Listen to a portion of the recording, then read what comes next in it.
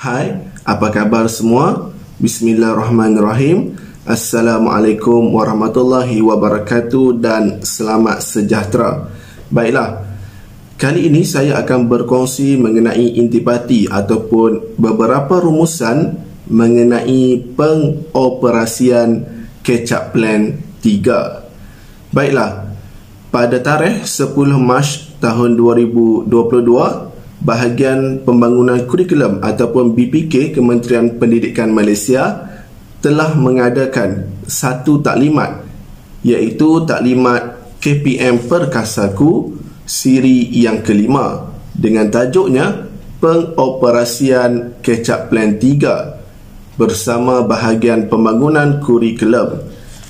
Baiklah, jadi berdasarkan taklimat ini, beberapa rumusan ataupun intipati yang boleh saya rumuskan di sini ialah: yang pertama, pelaksanaan KAP 3 ataupun Ketchup Plan 3 ini akan dijalankan selama 4 minggu, iaitu bermula hari pembukaan sekolah nanti bagi sesi 2022-2023 pada 21 Mac, dan KAP 3 akan berakhir pada 15 April tahun 2022, iaitu selama 4 minggu.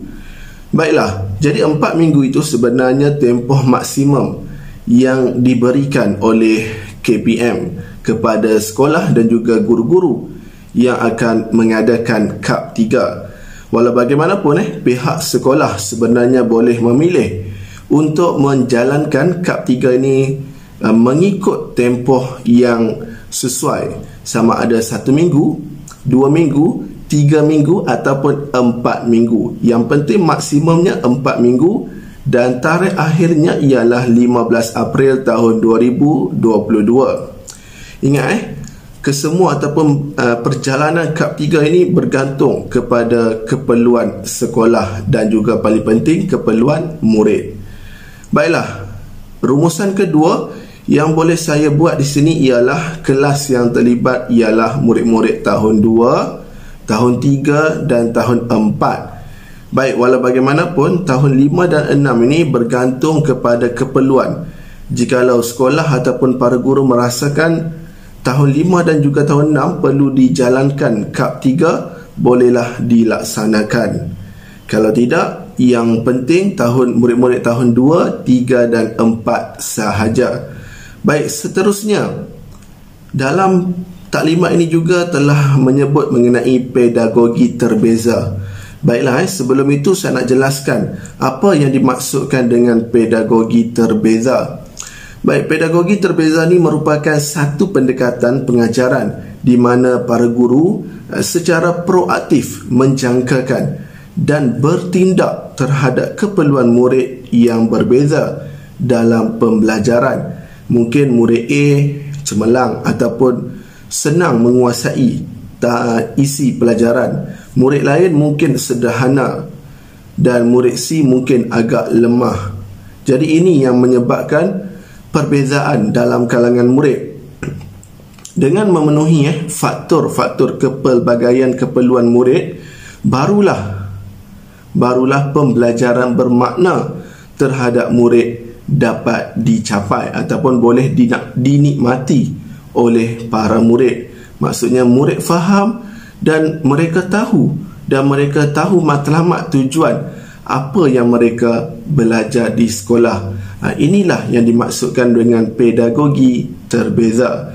Jadi dalam KAP 3 ini, dalam Ketchup Plan 3 ini akan menggunakan pedagogi terbeza. Jadi tambahan pula ataupun sekaligus akan menunjukkan rancangan pengajaran harian, rancangan pengajaran tahunan RPT, kurikulum yang sama akan digunakan kepada ataupun terhadap semua murid.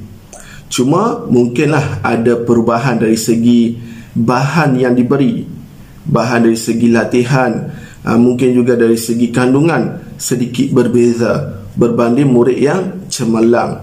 Yang lain, RPH, RPT, kurikulum sama.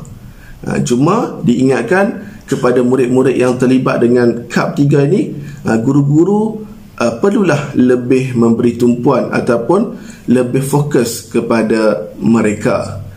Baiklah, seterusnya rumusan yang boleh dibuat dalam taklimat ini ialah sekiranya tajuk ataupun tema itu terlalu sukar bagi murid-murid yang terlibat dengan KAP 3, jadi guru ada pilihan ataupun perlu lebih fleksibel untuk memilih tema ataupun tajuk pelajaran yang mungkin lebih sesuai. Yang penting SP ataupun standard pembelajaran yang diajar samalah dengan murid-murid yang lain. Dari segi isi ataupun tajuk ataupun tema boleh dipilih mengikut kesesuaian murid-murid tersebut. Yang penting mereka faham dan mereka berasa apa yang mereka belajar itu ada makna terhadap diri mereka. Baik, seterusnya sekolah ataupun pihak sekolah ni diberi autonomi ataupun kuasa untuk memilih kaedah pelaksanaan catch-up plan ketiga, sama ada perlu dijalankan dari segi kaedah individu, berkumpulan dan sebagainya, bergantung kepada pihak pentadbiran dan juga pengurusan sekolah.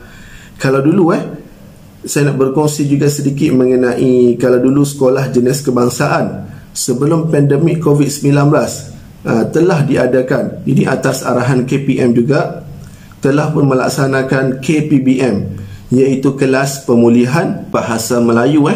Jadi dari segi pelaksanaan KPBM tersebut pun tujuan KPBM dilaksanakan ialah untuk mengurangkan atau memastikan bilangan murid-murid yang berbangsa Cina ataupun yang kurang menguasai subjek bahasa Melayu, mereka ni kurang yang pergi ke kelas peralihan ataupun dengan targetnya sifar peralihan.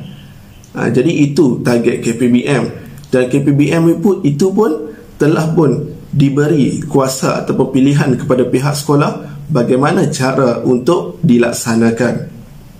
Jadi berbalik kita kepada catch-up plan ketiga ini juga diberi kuasa ataupun pilihan terletak di tangan pihak pentadbir dan juga pengurusan sekolah bagaimana nak laksanakan. Yang penting ada pelaksanaan. Baiklah, seterusnya fokus kepada kemahiran asas untuk catch-up plan yang ketiga. Kita ataupun para guru perlu fokus pada kemahiran asas. Baik, jadi berbalik kepada penyataan ataupun perkataan kemahiran asas. Jadi berbalik ataupun merujuk surat siaran bilangan kedua, surat siaran bilangan kedua bagi tahun 2022, iaitu surat siaran Kementerian Pendidikan Malaysia bilangan 2 tahun 2022 dengan tajuknya Pelaksanaan Kurikulum Persekolahan mulai kalender akademik sesi 2022-2023 yang bertarikh ialah pada 7 Mac tahun 2022. Jadi merujuk surat siaran ini, dokumen penjajaran kurikulum 1.0, 2.0 kita tidak lagi akan digunakan kerana mulai 21 Mac nanti pembukaan sekolah akan menggunakan sepenuhnya kembali menggunakan sepenuhnya DSKP, iaitu dokumen standard kandungan dan juga pentadsiran. Baik, jadi dokumen penjajaran kurikulum kita tak akan lagi gunakan. Walau bagaimanapun dalam pelaksanaan catch-up plan yang ketiga ini, kita akan cari ataupun kita sedikit merujuk kepada DPK 2.0, iaitu kita fokuskan kandungan asas, kerana kandungan asas ini kalau kita lihat kebanyakan terdiri daripada kemahiran lisan, iaitu dengar dan tutur. Jadi perlu fokus kepada kandungan asas dalam pelaksanaan catch-up plan yang ketiga.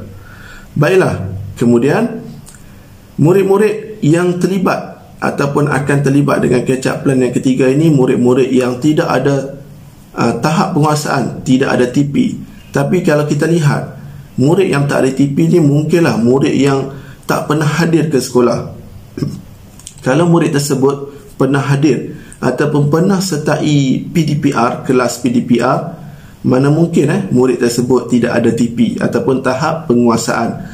Mesti ada, walaupun hanya TP 1. Baik, jadi murid-murid lain yang akan terlibat ialah murid-murid yang TP 1, 2 dan juga 3. TP 4 dan ke atas tak perlu. Baiklah, diingatkan tak perlu untuk murid yang telah pun mencapai TP 4, 5 dan juga 6. Jadi inilah beberapa rumusan yang boleh dibuat berdasarkan taklimat yang telah pun diadakan oleh bahagian pembangunan kurikulum. Jadi diharapkan beberapa rumusan ini dapatlah sedikit sebanyak membantu memberi pemahaman kepada rakan-rakan guru di luar sana supaya kita dapat melaksanakan catch up plan yang ketiga ini dengan sebaik mungkin. Jikalau ataupun ingin melihat terlebih lanjut mengenai taklimat tersebut, bolehlah tonton nanti. Saya akan letakkan link tersebut juga di dalam ruangan description. Bolehlah ditonton supaya lebih faham mengenai apa yang saya rumuskan ini. Jadi sekali lagi diingatkan, pelaksanaan ataupun pengoperasian catch up plan yang ketiga ini bergantung kepada pihak sekolah. Pihak sekolah perlu berbincang dan menentukan bagaimana cara pelaksanaan KAP yang ketiga ini. Jadi itu saja rumusan daripada saya untuk kali ini. Semoga dapat membantu sedikit sebanyak rakan-rakan guru di luar sana. Itu saja daripada saya. Sekian, terima kasih. Jumpa lagi. Bye-bye.